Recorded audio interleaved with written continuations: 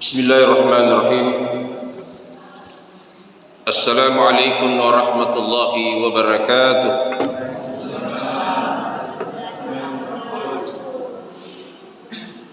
Alhamdulillahi rabbil alamin. Wassalatu wassalamu ala asrafil anbiya'i wal mursalin, ala sayyidina Muhammadin wa ala alihi wa ashabihi ajmain. Amma ba'd. Jamaah tarawih yang sama dimuliakan, dirahmati oleh Allah Subhanahu wa taala.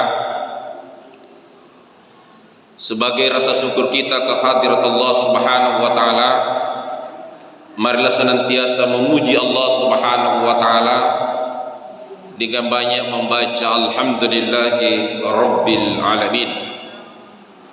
Begitu juga marilah senantiasa bersalawat kepada Rasulullah sallallahu alaihi wasallam sebagai wujud cinta kita kepada Rasulullah sallallahu alaihi wasallam. Jamaah tarawih yang sama dimuliakan oleh Allah. Adapun judul ceramah yang saya akan sampaikan pada kesempatan ini adalah 4 golongan yang dirindukan oleh surga. Apakah kita termasuk orang yang dirindukan oleh surga? Dan apa syarat supaya surga rindu kepada kita? Kalau kita rindu kepada surga, sudah jelas kita merindukan surga. Tetapi ini surga yang merindukan kita. Kata Rasulullah sallallahu alaihi wasallam dalam sabdanya, "Al-jannatu mustafa ila arba'ati nafarah." Surga rindu kepada 4 golongan manusia. Yang pertama yang dirindukan oleh surga adalah talil Quran, orang yang gemar membaca ayat suci Al-Quran. Siapa kita orang yang gemar membaca ayat suci Al-Quran? Bukan nanti bulan suci Ramadan kita hatamkan sampai 3 kali hatam, sudah bulan suci Ramadan tidak pernah lagi buka Quran. Bukan itu yang dimaksudkan gemar membaca Quran.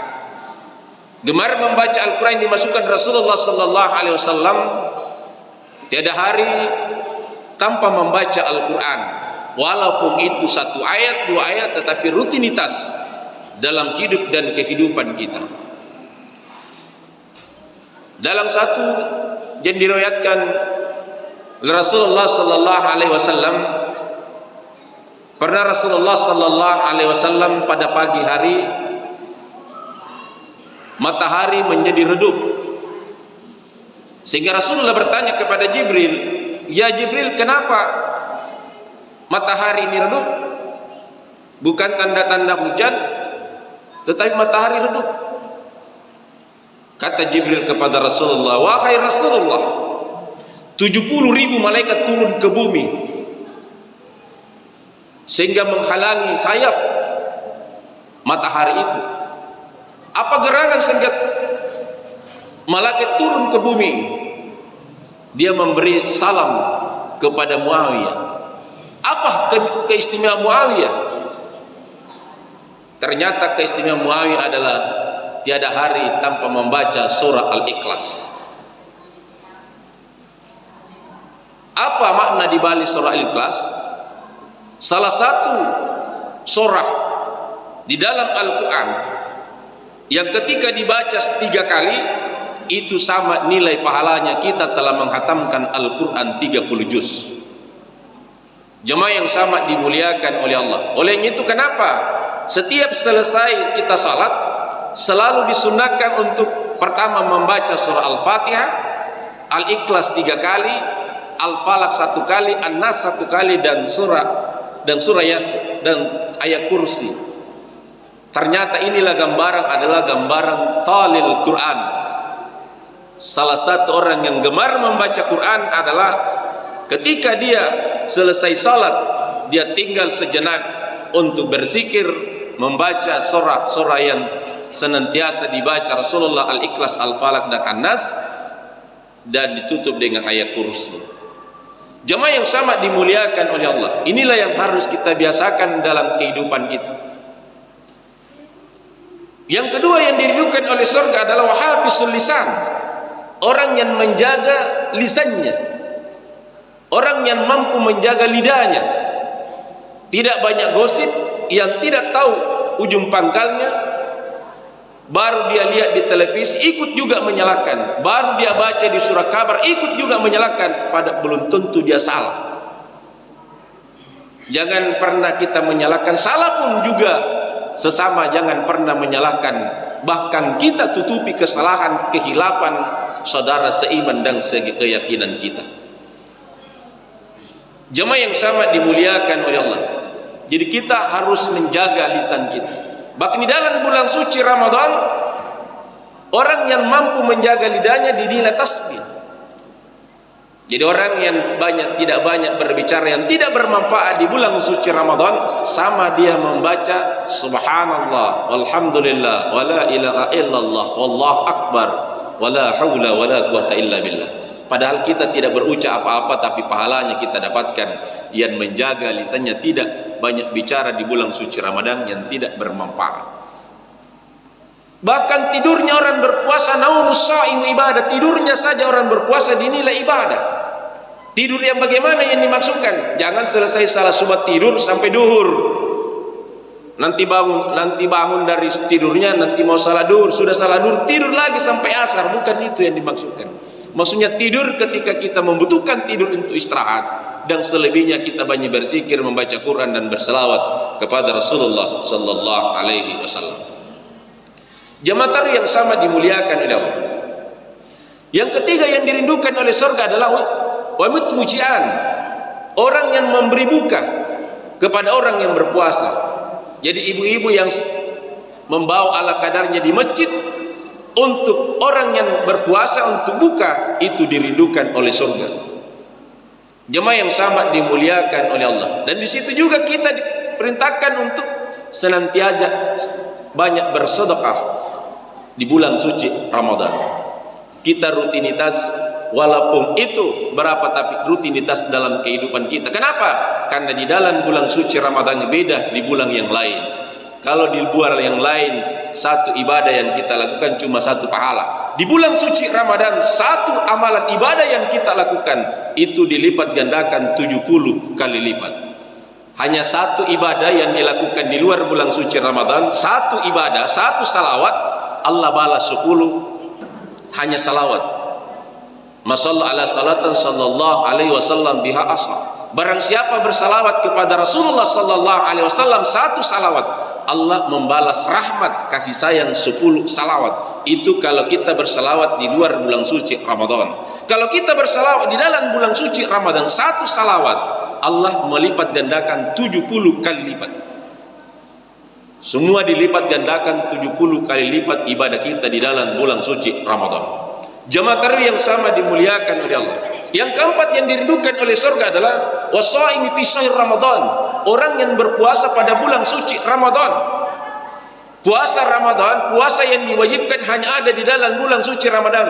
Tidak ada puasa wajib di luar bulan suci Ramadan, kecuali qada, tetapi bukan itu. Karena itu meninggalkan atau ada uzur di bulan suci Ramadan, dia ganti di luar bulan suci Ramadan. Jemaah yang sama dimuliakan oleh Allah. Sehingga Rasulullah sallallahu alaihi wasallam menegaskan, "Man shoma Ramadanan imanan wa ihtisaban ghufira lahu ma taqaddama min dhanbi."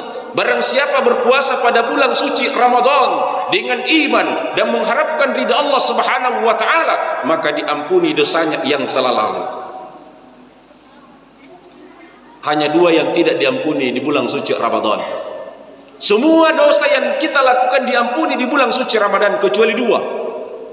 Apa itu dua? Syirik kepada Allah Subhanahu wa taala, memperduakan Allah. Samping kita menyembah kepada Allah, ada lagi yang kita sembah selain daripada Allah. Tetapi Allah memberikan maha gafurnya di bulan suci Ramadan ini. Kalau kita mengampun kepada Allah kesalahan kita kepada Allah, kita pernah meninggalkan salat, maka mengampunlah kepada Allah Subhanahu wa taala. Allah maha gafur, tiada dosa yang tidak diampuni oleh Allah selama hamba itu mengampun kepadanya. Dosa yang kedua yang tidak diampuni di bulan suci Ramadan adalah dosa kepada kedua orang tua kita. Karena ridho Allah tergantung kepada ridhonya kedua orang tua kita.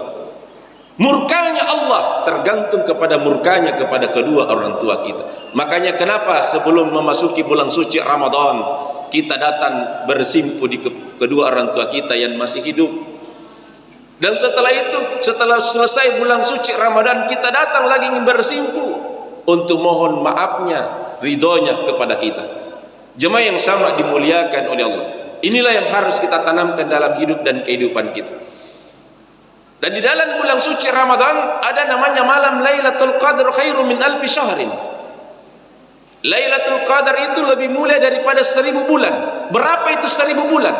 Satu malam yang kita dapatkan malam Lailatul Qadar sama kita melaksanakan ibadah 83 tahun 3 bulan. Jadi kalau kita umur 63 tahun masih ada bonus kita. Lantas bagaimana caranya untuk mendapatkan meraih Lailatul Qadar? Kata Rasulullah, di 10 akhir Ramadan, mulai malam 21 sampai akhir Ramadan, disitulah kita banyak bangun, banyak beristighfar, banyak berselawat, banyak berdoa, dan banyak membaca Quran. Jemaah yang sama dimuliakan oleh Allah, itulah yang diperbanyak di 10 akhir Ramadan. Jemaah yang sama dimuliakan oleh Allah, pada malam hari ini apa pahala yang Allah berikan kepada kita, khususnya malam yang melaksanakan salat tarawih. Malam ke-26 Ramadan ada pahala yang disiapkan orang yang melaksanakan salat tarawih pada malam ke-26 Ramadan. Apa pahala yang Allah berikan kepada kita? Diberikan baginya seperti orang yang beribadah selama 40 tahun. Jadi orang yang melaksanakan salat tarawih pahalanya sebentar yang kita dapatkan sama kita beribadah kepada Allah 40 tahun lamanya, padahal cuma satu malam. Itulah yang itu pahala salat tarawih, bukan salat wajib. Kalau salat wajib itu wajib, yang disuka adalah salat tarawih. Pada malam ke-27 Ramadan apa pahala yang Allah berikan kepada kita? Diberikan pahala oleh Allah Subhanahu wa taala ketika di titiang Siratal Mustaqim. Itu titiang Siratal Mustaqim lebih tajam daripada silet, tidak ada yang bisa selamat kecuali yang mendapat ridho Allah Subhanahu wa taala. Dan pahala yang disiapkan oleh Allah Subhanahu wa taala yang melaksanakan salat tarawih pada malam ke-27 Ramadan besok malam, itu diberikan oleh Allah Subhanahu wa taala pahala ketika meniti di titian Siratal Mustaqim seperti kilat yang menyambar sudah sampai di tujuan. Sekejap saja sudah sampai. Pada malam ke-28 Ramadan apa Allah berikan kepada kita? Allah akan mengangkat baginya 1000 derajat di surga. Jadi kita sudah dapatkan surga, diangkat lagi derajat kita 1000 derajat.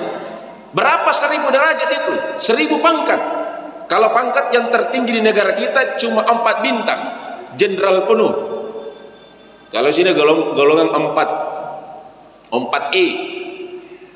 Jemaah yang sama dimulai, itulah pangkat cuma 4 bintang.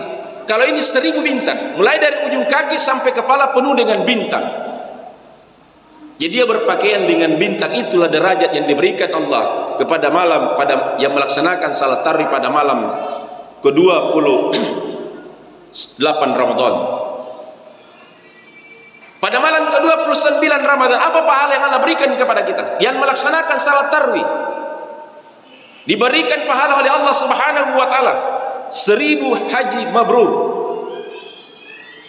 Al-haji mabrur laisa lahu ilal jannah. Jadi bapak-bapak, ibu-ibu yang sudah melaksanakan haji dan diterima hajinya, tidak lain balasannya adalah surga. Al-haji mabrur laisa lahu ilal jannah. Haji mabrur tidak lain balasannya adalah surga. Dan kita yang belum pernah melaksanakan haji dapatkan pahala haji di malam 29 Ramadan. Dan biasanya kalau mami akhir Ramadan habis mi juga jamaah. Padahal tambah mau habis Ramadan tambah tinggi pahala yang disiapkan oleh Allah. Tapi habis mi juga jamaahnya. Kenapa? Karena kita tidak tahu apa makna di balik penghujung Ramadan itu. Dan Rasulullah membagi Ramadan ini 3 fase. Wa huwa syahrul awwalur rahmah wa santul maghfirah wa akhir Ramadan itu minan nar. Di awal Ramadan 1 sampai 10 itu adalah rahmat, kasih sayang Allah diberikan kepada kita. Dari malam 11 sampai malam ke-20 adalah malam maghfirah, malam pengampunan. Allah telah mengampuni dosa-dosa kita yang telah lalu. Dan malam 21 sampai akhir Ramadan adalah itkun minanar, finalis, terbebas dari api neraka. Dan akhir Ramadan yang melaksanakan salat tarawih pada 30 Ramadan, kalau 29 atau 30 Ramadan, maka pada malam harinya nujuk untuk Idul Fitri. Kenapa dikatakan Idul Fitri? Idul itu adalah kembali, fitri itu kembali suci, kembali dilahirkan seperti bayi yang dilahirkan oleh ibunya tanpa dosa. Nanti setelah kita keluar, setelah selesai salat Idul Fitri, di situ lagi iblis dilepas. Bagaimana kita melakukan suatu kesalahan, kehilapan, maka disitulah mulai lagi kita mencetak dosa. Mungkin ketika kita datang berziarah, lihat kuenya, kita celah kuenya, maka mulai dicatat lagi dosa di situ. Tetapi Allah tidak pernah terluput, tidak pernah, selalu memberikan maha gapurnya kepada kita. Sisa hamba yang tidak mau ampun kepadanya. Jemaah yang sama dimuliakan oleh Allah. Mudah-mudahan kita keluar di bulan suci Ramadan dengan seperti bayi yang dilahirkan oleh ibunya tanpa dosa. Demikian, wallahu muwaffiq ila qaumit thariq. Assalamualaikum warahmatullahi wabarakatuh.